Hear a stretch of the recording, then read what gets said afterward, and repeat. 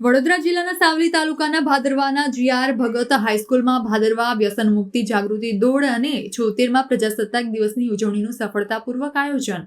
શ્રી ભાદરવા કેળવણી મંડળ સંચાલિત જીઆર ભગત હાઈસ્કૂલ ભાદરવા દ્વારા આયોજિત 76મા પ્રજાસત્તાક દિવસની ઉજવણી અને વ્યસન મુક્તિ જાગૃતિ દોડ સફળતાપૂર્વક પૂર્ણ થઈ છે.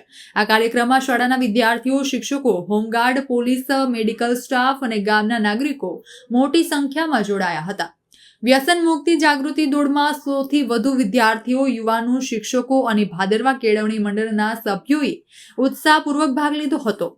ત્યારબાદ શાળાના પ્રમુખ શ્રી અશોકભાઈ શાહ દ્વારા તિરંગો ફરકાવવામાં આવ્યો હતો.